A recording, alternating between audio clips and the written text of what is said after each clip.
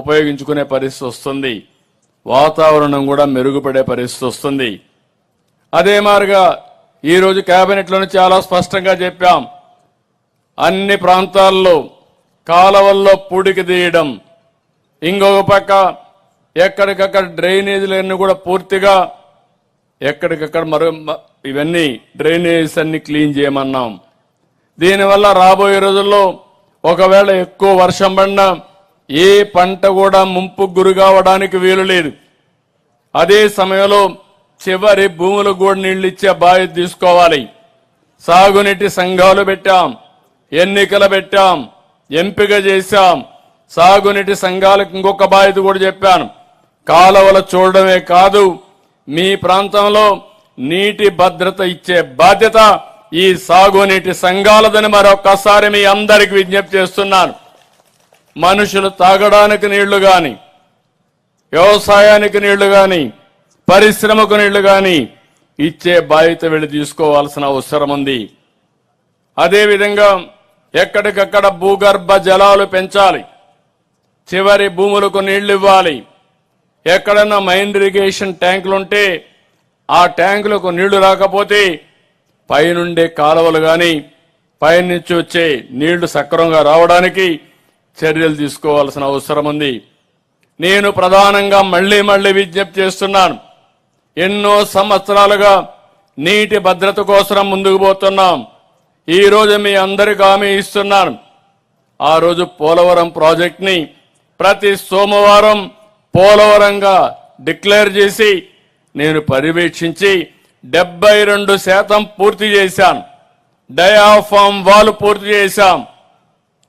Government మారింది, సీతకన్నేశారు. సీతకన్నేసి agency మార్చి, ఇంజనీర్లు మార్చి అనాదన చేశారు. గోదావరిలో ఒక్కొక్కసారి ఉన్న పళంగా ఉధృతంగా వర్షపు నీరు వస్తాయి. అలాంటిది 20 లక్షల నుంచి 30 లక్షల క్యూసెక్స్ నీళ్లు వచ్చి ఏదైతే మనం కట్టిన డయాఫామ్ వాల్ మీద పోయింది, ఆ వాల్ అంతా కూడా పూర్తిగా దెబ్బతినింది. కాపాడుకోవలసిన డయాఫామ్ వాల్ ని కాపాడకుండా పోయి ఈ పని చేసిన దానివల్ల 440 కోట్ల రూపాయలతో పూర్తి చేసిన ప్రాజెక్ట్ ని ఇప్పుడు మళ్లీ ప్యారల్ గా ఇంకొక డయాఫామ్ వాల్ కి 1000 కోట్ల రూపాయలు ఖర్చు పెట్టాం. ఒక వ్యక్తి చేసిన తప్పు ఎంత పెను ప్రమాదం తెస్తుందో మనం గుర్తుపెట్టుకోవాలి. ఈ రోజు మీరు చూస్తే సమయం కూడా పోయింది. మళ్లీ ఈ ప్రభుత్వం వచ్చింది, ట్రాక్ లో పెట్టాం. ఈ రోజు మీ అందరికీ హామీ ఇస్తున్నా, రాబోయే సంవత్సరం గోదావరి పుష్కరాల కంటే ముందు పోలవరం పూర్తి చేసి ఆ నీళ్లు కృష్ణాకు అనుసంధానం చేస్తాం. ఇప్పుడు పట్టె సీమ ద్వారా వస్తున్నాయి, రేపు గ్రావిటీ ద్వారా కృష్ణా డెల్టా మొత్తం సస్యశ్యామలం చేసే బాధ్యత ఈ ప్రభుత్వాన్ని. ఒక పట్టుదలతో పనిచేస్తున్నాం, ముందుకు తీసుకెళ్తున్నాం. నేను రైతులందరినీ ఒకటే కోరుతున్నా. నిన్న చూశారు, నిన్న మొన్న 10 గంటలు కలెక్టర్స్ కాన్ఫరెన్స్ పెట్టుకున్నాం. ఈరోజు మళ్లీ కేబినెట్ మీటింగ్ పెట్టుకున్నాం. నేను కూడా ఒక మాట చెప్పేసి వెళ్ళిపోవచ్చు, లేకుంటే ఉపన్యాసాలు ఇచ్చేసి వెళ్ళిపోవచ్చు. ఉపన్యాసాలు ఇచ్చి వెళ్ళిపోతే పనులు అవ్వవు.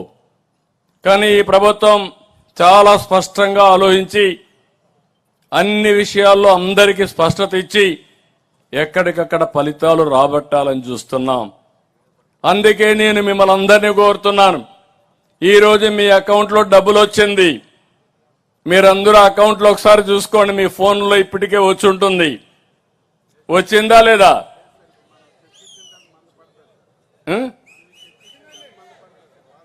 ఇంకా మంది వేయలేదా? వేసారా లేదా? ఎంత పడ్డాయి?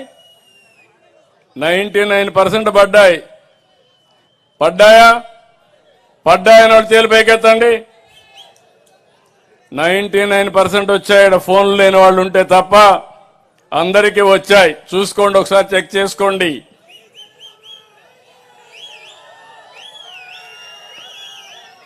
రాష్ట్రంలో ఉండి ఇప్పటికీ మీరు గుర్తుపెట్టుకోవాల్సింది రాష్ట్రంలో ఉండే 46,85,000 మంది రైతు అకౌంట్లో 99% పైన మీ అకౌంట్లోకి డబ్బులు పడిపోయినాయి. మీటింగ్కి వచ్చారు ప్రధానమంత్రి గారు, వాళ్ళు ముందు బటన్ నొక్కారు, కేంద్రం డబ్బులు వచ్చింది. ఆ మీటింగ్ అవుతాన్ని మనం బటన్ నొక్కాం, మన డబ్బులు కూడా మీ అకౌంట్లోకి వచ్చాయని చెప్పి నేను మీకు తెలియజేస్తున్నా. దీంతో నేను ఆగడం లేదు, రైతాంగాన్ని సిద్ధం చేయాలనుకుంటున్నాను. నేను చెప్పిన 5 పాలసీల్లో రాబోయే వారంలో 6 రోజులు ఈ రైతుకు సంబంధించిన నాయకులందరూ మీ ఇళ్లకు వస్తారు, ప్రతి రైతును కలుస్తారు, మీ యోగక్షేమాలు తెలుసుకుంటారు, ఈ ప్రభుత్వం ఏం చేస్తుందో ఆ విషయాలు కూడా మీకు ఎక్స్ప్లెయిన్ చేస్తాం. 1 నీటి భద్రత, 2 డిమాండ్ ఆధారిత పంటలు. మీరు ఈ విషయం గుర్తుపెట్టుకోవాలి. భవిష్యత్తులో పాత రోజుల మాదిరిగా అందరం ధాన్యమే పండిస్తే, వరే పండిస్తే ఇప్పుడు వరి తినేవాళ్ళు లేరు. ఎందుకంటే చాలా మంది ఎవరైతే బియ్యం తింటామో వాళ్ళకు డయాబెటిక్ వచ్చే పరిస్థితి వస్తూ ఉంది, కార్బోహైడ్రేట్స్. అందుకే ఆహారపు అలవాట్లు మారిపోయినాయి. ప్రోటీన్ తింటున్నారు, ఎగ్ తింటున్నారు, ఫిష్ తింటున్నారు, చికెన్ తింటున్నారు, కూరగాయలు తింటున్నారు, పళ్ళు తింటున్నారు, ఇవన్నీ వచ్చాయి. అందుకే నేను కూడా ఆలోచించాను, ఏదో మొండిగా పోతే గోడ దెబ్బ తగులుతుంది, అట్లా కాకుండా తెలివిగా పోతే ఎప్పటికప్పుడు ఎన్ని సమస్యలు వచ్చినా అధిగమించే శక్తి మనకు వస్తుంది. ఆ శక్తిని ఇవ్వడానికి మీకు అండగా ఎప్పుడూ ఈ ప్రభుత్వం ఉంటుందని మరొక్కసారి తెలియజేస్తున్నా. అందుకే రాష్ట్రం మొత్తం డిమాండ్ ఆధార పరిశ్రమ పంటలు, రాయలసీమ హార్టికల్చర్తో ముందుకు పోతాం. ఈ ప్రాంతంలో కూడా హార్టికల్చర్ వస్తే అవన్నీ ప్రోత్సహిస్తాం. ఈరోజు ఇక్కడ నూజివేడు పరిసరాల్లో నూజివేడు మామిడి చాలా పాపులర్గా ఉంటుంది, దీన్ని కూడా మనం ముందుకు తీసుకెళ్దాం. అరకు కాఫీ, గుంటూరులో మిరప, పసుపు, అనేక వాణిజ్య పంటలున్నాయి. ఇంకో పక్క ఇక్కడ చూస్తే బ్రహ్మాండంగా పామాయిల్ అయితే మనం అందరం గుర్తుపెట్టుకోవాలి. ఎవరి వల్ల మీ జీవితాలు బాగుపడుతున్నాయో అలాంటి వారిని, ఆ పార్టీని ఎప్పుడూ గుర్తుపెట్టుకోవాలి. ఈరోజు రాయలసీమలో ముఖ్యంగా ఆంధ్రప్రదేశ్లో పామాయిల్ వచ్చిందంటే అది ఎన్టీ రామారావు గారు చూపించిన చొరవ, ఆయన తీసుకున్న ఒక నిర్ణయం. ఈరోజు అలాంటి పామాయిల్లో